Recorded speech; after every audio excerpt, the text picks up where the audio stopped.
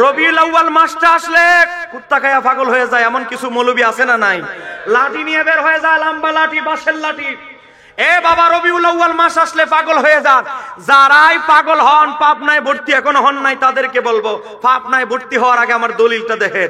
মাওলানা রশিদ আহমদ গাঙ্গুহি, যাকে আপনারা টাইটেল দিবেন কি কুতুবে রব্বানি, এই কুতুবে রব্বানিকে কি প্রশ্ন করা হয়েছে? 346 পৃষ্ঠা, 346 পৃষ্ঠায় আপনাদের কুতুবে রব্বানিরে প্রশ্ন করা হয়েছে, নবীর জন্মদিন পালন করা বেলে গুনার কাজ। তা আপনাদের হুজুর কি ফতোয়া দিয়েছে দেখেন।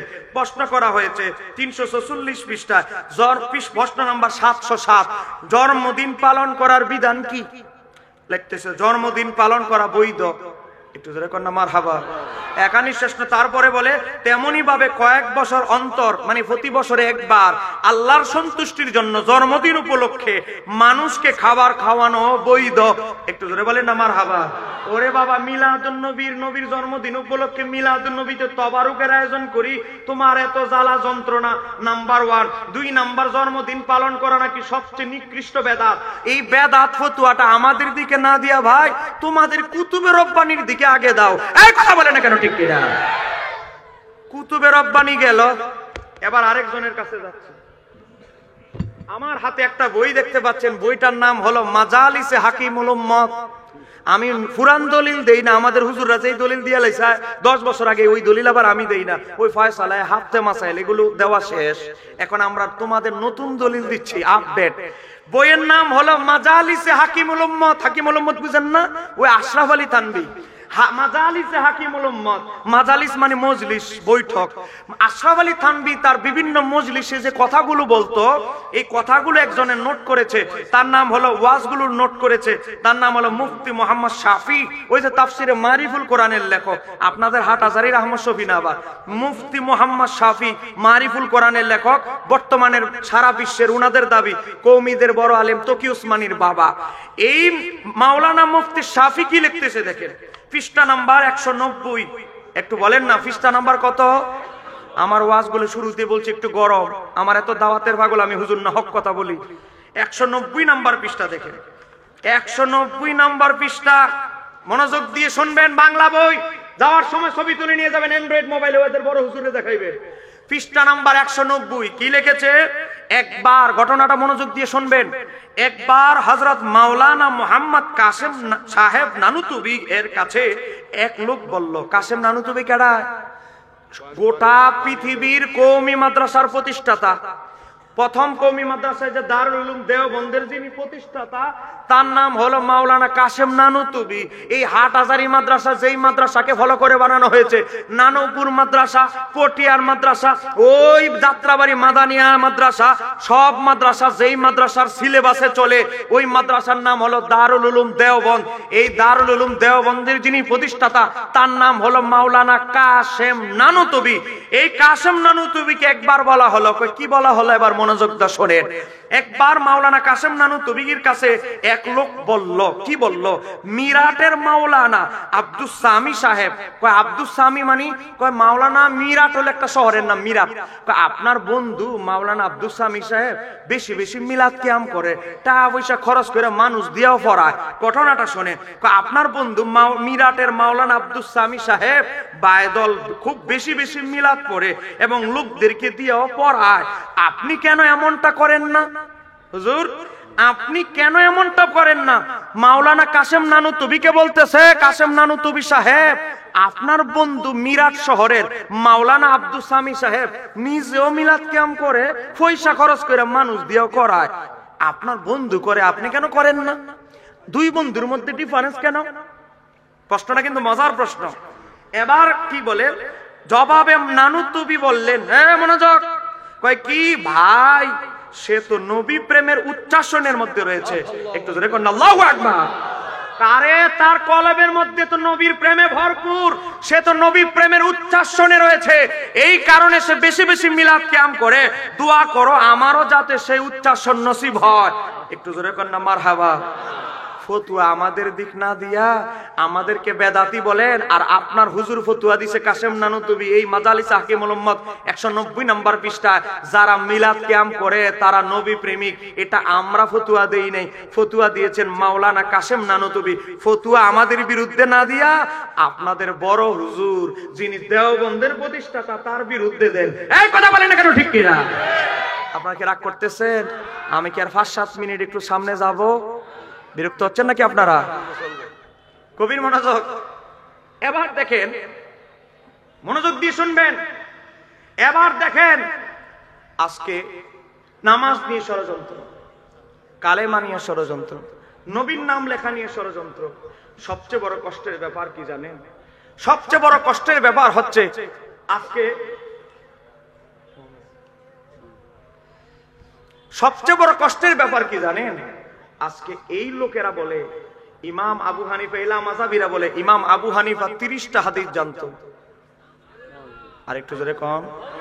কিরে ভাই, আপনারা কি ইমাম আবু হানিফার প্রতি আপনাদের আকীদা কি দুর্বল? বলেন ইমাম আবু হানিফা কি মাত্র 30টা হাদিস জানতো? আমাদের নুরানি বাচ্চারা 40 হাদিস মুখস্থ বলে বলে ঠোঁটস্থ, আর ইমাম আবু হানিফার নুরানি বাচ্চার চেরনি সেনামাই দিল। ইমাম আবু হানিফা মাত্র 30টা হাদিস জানতো।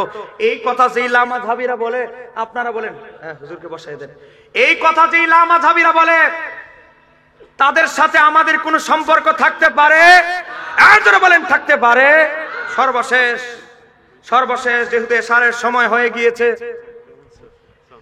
এশারের সময় চলে এসেছে, আপনাদেরকে দাওয়াত দিয়ে যাচ্ছি। মনোযোগ।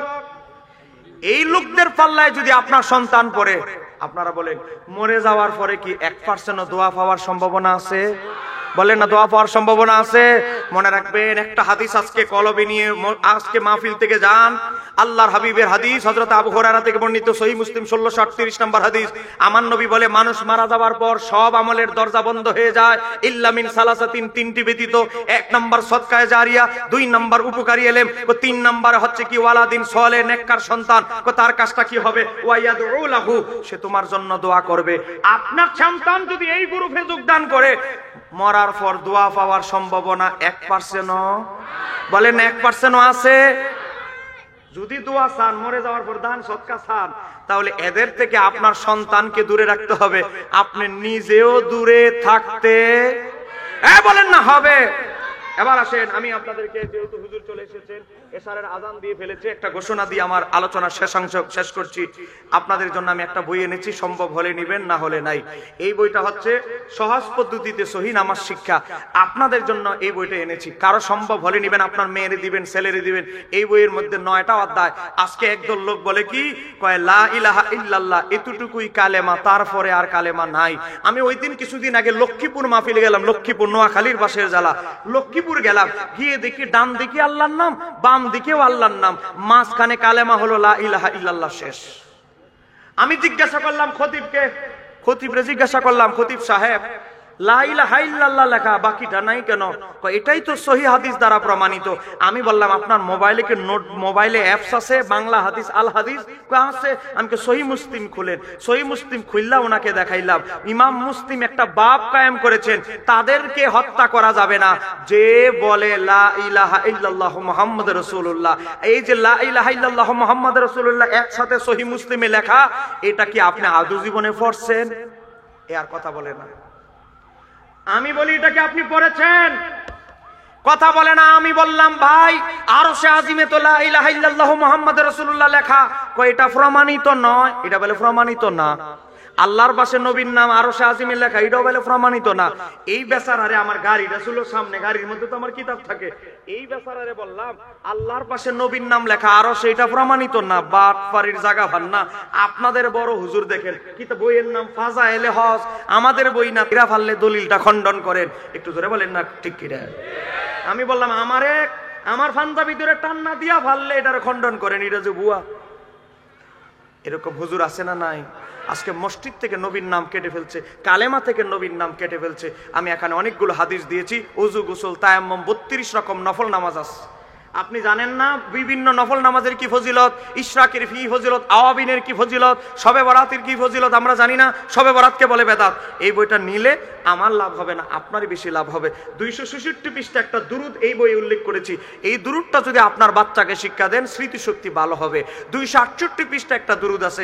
আপনার যদি ঋণগ্রস্ত হন এই দুরুদটা বেশি বেশি পড়বেন, গায়েবী ভাবে আল্লাহ ঋণ কমায় দিবে। একটু জোরে বলেন না সুবহানাল্লাহ। এই বইটা নেবেন, আর কারো সম্ভব হলে, কারো যদি স্ত্রী থাকে, ভাবি থাকে, বোন থাকে, তাদেরকে দিবে। ইসলামে নারীর মর্যাদা ও পর্দার বিধান, এই বইটা নারীদের নিয়ে আমাদের বই লেখা নাই বললেই চলে। এই বইটা লিখেছে একজন নারীর করণীয় বর্জনীয়, একজন নারীকে আল্লাহ ইসলামে মা হিসাবে কি মর্যাদা দিয়েছে, বোন হিসাবে কি দিয়েছে, দাদি হিসাবে কি দিয়েছে, ফুফু হিসাবে কি মর্যাদা ইসলাম দিয়েছে, সব দেখেন কোরআন হাদিসের আলোকে লেখা। এই বইটা নেওয়ার চেষ্টা করবেন। এই বইটা তেমন একটা নাই, কারণ ছাপায় রাখতে পারি না। এই বইটা গাউস বাকের কিতাব, সিররুল আসরার, তাসাউফের কিতাব। এটার বাংলা আমরা রিয়েল পূর্ণাঙ্গ অনুবাদ আমরা করেছি, নাম দিয়েছি তাসাউফ দর্শন। কার কিতাব? গাউস বাকের কিতাব, আমার না। বড় পীর আব্দুল কাদের জিলানীর লেখা তাসাউফের 4টা বইয়ের একটা, তাসাউফ দর্শন, সিরুল আসরারের বাংলা অনুবাদ। কারো লাগলে নেবেন, 150 টাকা করে। 3টা যদি একত্রে কেউ নেন 400 টাকা রাখা হবে। এই 3টা বই, একটা নামাজ শিক্ষা, নামাজের পূর্ণাঙ্গ, একটা হলো তাসাউফের বই, এটা তাসাউফ গাউস বাকের সিরুল আসরার অনুবাদ। ইসলামে নারী মর্যাদা, নারীদের পর্দার বিধান, নারীদের করণীয় বর্জনীয়। সম্মানিত আমার দিনী ভাইরা, আপনাদেরকে আমি একটা দাওয়াত দিয়ে আমার আলোচনা শেষ করছি। আমাদের হানাফি মাযহাবের নামাজ সহিহ হাদিসের আলোকে প্রমাণিত। বলেন কোনো সন্দেহ আছে? জোরে বলতে হবে, কোনো সন্দেহ আছে? কিন্তু আপনাদের কি বোঝাবে? মনোযোগ, শেষ করে দিচ্ছি, আমার ওয়াজ শেষ, এখন শুধু বিদায় নিব। আপনাদের কি বোঝানো হবে জানেন? বোঝানো হবে, দেখেন আব্দুর রাজ্জাক বিন ইউসুফ সেই বই লিখেছে 154 নম্বর পৃষ্ঠায়। কলেজ বিশ্ববিদ্যালয়ের ছেলেরা শোনো, এই বই নিয়ে যাও একজন, দ্রুত, সময় নেই, আজান দিয়ে ফেলবে।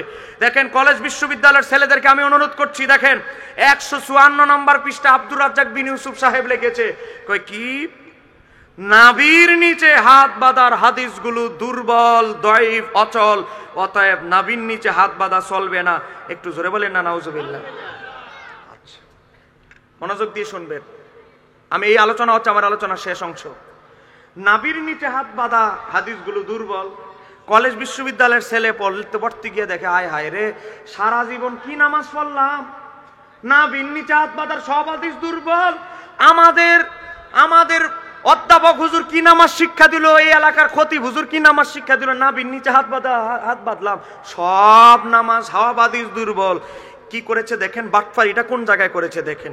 বাটফারি কি 1 নাম্বার, 2 নাম্বার, 3 নাম্বার, দেখেন 3টা হাদিস উল্লেখ করেছে। এই হাদিসগুলো উল্লেখ করে এই আব্দুর রাজ্জাক বিন ইউসুফ যুবকদেরকে ধোঁকা দিচ্ছে। দেখো 3টা হাদিস উল্লেখ করলাম, 3টা হাদিসের সনদে একজন করে রাবি দুর্বল, অতএব নাভির নিচে হাত বাঁধা দুর্বল, এটা চলবে না। মনোযোগ দিয়ে আমার পয়েন্টটা লক্ষ্য করতে হবে। নাভির নিচে হাত বাঁধার পক্ষে হাদিস বর্ণিত হয়েছে 11টা। বলেন না কয়টা? আর একটু জোরে বলেন।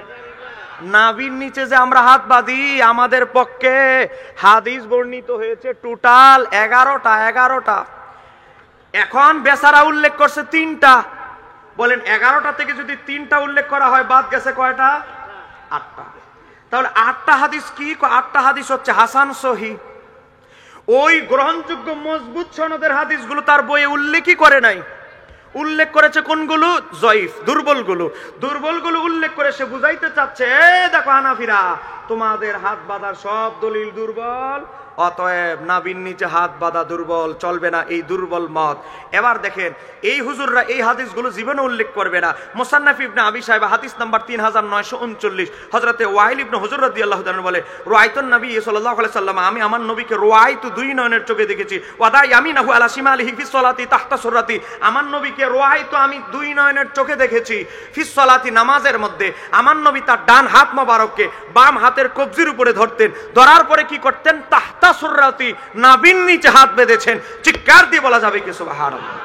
এই লামাজাবিদের বড় হুজুর আব্দুর রহমান মোবারকপুরি, তার কিতাবের নাম তোহফাতুল হাওয়াজি, খণ্ড নাম্বার 2, পৃষ্ঠা নাম্বার 75, দারুল কুতুব ইলমিয়া, বৈরুত লেবাননের ছাপ। সেখানে বলেছে, কি বলেছে? হাদা হাদিসুন কাবিয়ুন, হাদিসটার সনদ মজবুত। তাহলে আজকে দেখেন নাভির নিচে হাত বাঁধার মজবুত হাদিস এই বেচারা উল্লেখই করে নাই বইয়ে, কারণ উল্লেখ করলেই তো বাটফারি ব্যবসাটা ধরা খাবে। এবার আসেন, এখানে শেষ নয়। আপনারা বলেন, এই আপনাদের গোটা ফতেহাবাদে মাওলা আলীর চাইতে জ্ঞানী কি কেউ কিয়ামত পর্যন্ত আর আসবে? গোটা পৃথিবীতে আসবে? কিয়ামত পর্যন্ত মাওলা আলীর মতো কেউ আসবে না। দেখেন ইমাম ইবনে আব্দুল বার, আজ থেকে 1100 বছর আগের ইমাম ইবনে আব্দুল বার, কিতাবের নাম আত-তামহিদ, খণ্ড নাম্বার 20, পৃষ্ঠা নাম্বার 78, শামেলা ভার্সন মিলিয়ে নেবেন। হযরতে উকবা ইবনে সোহবান মাওলা আলীর ছাত্র, তিনি কি বলে, আমি মাওলা আলীকে নামাজ পড়তে দেখেছি। কিভাবে দেখেছেন? মাওলা আলী তার ডান হাতকে বাম হাতের উপরে রাখতেন, রাখার পরে কি করতেন? তাহতা সুররাতি, নাভির নিচে হাত বাঁধতেন। আপনারা বলেন আমার নবী বলেছে আনা মাদিনাতুল ইলমি ওয়া আলিউন বাবুহা, আমি নবী ইলমের শহর, আলী তার দরজা। সে মাওলা আলী যদি নাভির নিচে হাত বাঁধতে পারে, আমরা বাঁধতে কোনো অসুবিধা আছে? একটু জোরে বলেন, না অসুবিধা আছে? আমার নবী কি বলেছে? আলাইকুম বিসুন্নতি সুন্নতি খোলাফায়ে রাশিদিন, তোমরা আমার সুন্নত, আমার খোলাফায়ে রাশিদিনের সুন্নতকে আঁকড়ে ধরো। খোলাফায়ে রাশিদিন যদি নাভির নিচে হাত বাঁধতে পারে, আমরা বাঁধতে কোনো অসুবিধা? জোরে বলেন না কোনো অসুবিধা? সম্মানিত আমার দিনী ভাইয়েরা, সময় অনেক কম, আমি শেষ করে দিচ্ছি। আমারও আরেক জায়গায় যেতে হবে, হুজুরেরও ব্যস্ততা আছে, সবাই এখন দৌড়ের উপরে। দেখেন আমি একটা বই অনুবাদ করেছি, বইটা হচ্ছে আসারুস সুনান আল্লামা নিমাবির। এই বই তো অনেক 300 টাকা, অনেকে ডরে নিবেন না, কিন্তু আমি আপনাদেরকে এলানের জন্য বলছি। এই বইয়ের মধ্যে 1111টা হাদিস, দেখেন সরি 1113টা হাদিস, 1113টা হাদিস দিয়ে হানাফি মাযহাবের বিখ্যাত আলেম আল্লামা ইমাম নিমাবি আসারুস সুনান লিখে প্রমাণ করে দিয়েছেন, তাকবীরে তাহরিমা, ওযু থেকে তাকবীরে তাহরিমা থেকে সালাম ফিরানো পর্যন্ত ফরজ নামাজ, হানাফিদের যে নামাজ পদ্ধতি, 1113টা হাদিস দিয়ে আল্লামা নিমাবি প্রমাণ করেছে হানাফিদের নামাজ সহিহ হাদিসের নামাজ, সহিহ হাদিসের আলোকে হানাফিদের নামাজ প্রতিষ্ঠিত। চিৎকার দিয়ে আমার সাথে বলতে হবে ঠিক কিনা? আরো যারা বলেন ঠিক কিনা? কোন লামাযহাবির যদি হিম্মত থাকে, আজকের এই সুন্নি মহাসম্মেলন থেকে ঘোষণা দিচ্ছি, আমি মুফতি শহীদুল্লাহ বাহাদুর 10 লক্ষ টাকার চ্যালেঞ্জ দিচ্ছি, হানাফি মাযহাবের নামাজ যদি জাল নামাজ প্রমাণ করতে লামাযহাবিরা পড়ে, তাকে আমরা 10 লক্ষ টাকা পুরস্কার দিব। আর যদি প্রমাণ করতে না পারে, তওবা করে প্রকাশ্যে লামাযহাবি থেকে হানাফি হবে। আমাদের টাকার দরকার নাই, আমাদের টাকার লোভ নাই। চিৎকার দিয়ে বলতে হবে ঠিক কিনা? আরো যারা বলতে হবে ঠিক কিনা? আজকে ইমাম আবু হানিফার নামাজ দিয়ে সংশয় করো। আপনাদের কাছে আমি দোয়া নিয়ে আমার আলোচনা শেষ করছি। আপনারা বলেন খাজা গরিবের নামাজ আল্লাহর মহান ওলি, কোনো সন্দেহ আছে? খাজা হযরতে শাহজালাল ইয়ামানি আল্লাহর ওয়ালি, কোনো সন্দেহ আছে? এবার আসেন, তারা ছিল হানাফি, বলেন তারা ছিল কি? আরেকটু জোরে বলেন, তারা ছিল। আচ্ছা, হানাফি মানে নাভির নিচে হাত বাঁধতো, আমিন আসতে বলতো, একবার আঙ্গুল ইশারা করতো, 3 নামাজ 3 রাকাত পড়তো, তারাবি নামাজ 20 রাকাত পড়তো। আপনারা বলেন খাজা গরিবে নামাজ যদি হানাফি হয়ে এত বড় আল্লাহর ওলি হতে পারে, হযরতে শাহজালাল ইয়ামানি যদি হানাফি হয়ে এত বড় আল্লাহর ওলি হতে পারে, আমাদের আর নতুন তরিকার দরকার আছে? একটু জোরে বলেন, দরকার আছে? দরকার নাই। সোজা কথা শেষ। আমাদেরকে যারা ইসলাম দিয়ে গেছে তারা হানাফি। বাবা, ভারতীয় উপমহাদেশের সবচেয়ে বড় মুহাদ্দিস, যার নাম বাদ দিলে সনদ বাতিল হয়ে যাবে, করছে কে? আল্লামা শায়েখ আব্দুল হক মুহাদ্দিসে দেহলভী, তিলেন ছিলে হানাফি। তাহলে তারে বাদ দিলে তো হিন্দুস্তানে, গোটা ভারতবর্ষে হাদিসের সনদই বাতিল হয়ে যাবে। তিনি যদি হানাফি মাযহাবী হয়ে এত বড় মুহাক্কিক আলেম হতে পারে, সর্বজন গ্রহণযোগ্য হতে পারে, আমার আর নতুন রাস্তার দরকার আছে? একটু জোরে বলেন, দরকার আছে? বড় পীর আব্দুল কাদের জিলানী ছিলেন মাযহাবী, মানে হাম্বলি মাযহাবের অনুসারী, মানে মাযহাব মানতেন। আপনারা বলেন বড় পীর আব্দুল কাদের জিলানী যদি হাম্বলি মাযহাব মেনে এত বড় আল্লাহর ওলি হতে পারেন, আমাদের আর নতুন তরিকার দরকার আছে? জোরে বলেন না, দরকার আছে? তাহলে খাজা গরিবে নামাজ, বড় পীর আব্দুল কাদের জিলানী, মুজাদ্দিদে আল ফিসানি যদি এত বড় তরিকার ইমাম হতে পারে হানাফি মাযহাব মেনে, আমাদের আর নতুন তরিকার দরকার? বলেন না কেন নতুন তরিকার দরকার আছে? অনুরোধ করছি আপনার সন্তানকে এখনই তদন্ত করেন। আপনার সন্তানের কলেজ বিশ্ববিদ্যালয়ে গিয়ে কার সাথে ক্লাসমেট হয়েছে, কার সাথে গিয়ে সিট পড়েছে, এখন থেকে যদি নজর না করেন, মরে যাওয়ার পরে কি হবে জানেন? ওই চাঁদপুরের ঘটনা হবে, 8 মাস আগে চাঁদপুরের ঘটনা। বাবা ছিল সুন্নি, সুন্নিয়তের জন্য মাদ্রাসায় জায়গা দিয়ে গেছে, ছেলে হলো লামাযহাবী। ছেলে যখন জানাজা আসছে, না জানাজার পরে কোনো দোয়া হবে না, জানাজার পরে দোয়া হবে না। লাশ নিয়ে সুন্নিরা টানে একদিকে, ছেলে লামাযহাবীরা টানে একদিকে, লাশ নিয়ে টানাটানি হয়ে গেছে। সর্বশেষ বাহাসের জন্য কথা হয়েছে, ফেস দ্য পিপলস থেকে আমাকে চ্যালেঞ্জ করা হয়েছে। আমি আমাদের ওস্তাদ আল্লামা কাজী মঈনুদ্দিন আশরাফি হুজুরকে বললাম, হুজুর আপনি যদি অনুমতি দেন, আমি এই ওয়াহাবিদের সাথে মুনাজারা করতে চাই। আমরা যখন রাজি হইলাম, এই ওয়াহাবি নাম বলতে চাই না, মিডিয়ায় রেকর্ড হচ্ছে তো। হ্যাঁ বলে, না এর সাথে বসা যাবে না, এর বয়স কম। আচ্ছা বয়স কম, এটা কি আমার অপরাধ? কথা কন না কেন? আমার বাবারা ভাইয়েরা, তো এজন্য আপনাদেরকে বলছি সঠিক আকীদা দর্শনে থাকবেন, আহলে সুন্নাত ওয়াল জামাতে থাকবেন। আহলে সুন্নাত ওয়াল জামাতে থাকলে ওই মরে যাওয়ার পর দোয়া পাবেন। কথা কন না কেন? ঠিক কিনা? আল্লাহ সুবহানাহু ওয়া তাআলা আজকের আলোচনা কবুল করুন। সবাই বলেন আমিন। এখানে আজান হবে, এখানে তো জামাত হবে, এখানে জামাত হবে, এখানে আজান হবে। আমাদের তো ব্যস্ত মানুষ, চলে যাবে আরেক জায়গায়। আপনারা সবাই নামাজ পড়ে যাবেন। কারো বই লাগলে এই যে কোণাতে বই আছে, নিবেন। আসসালামু আলাইকুম ওয়া রাহমাতুল্লাহ। সম্মানিত উপস্থিতি।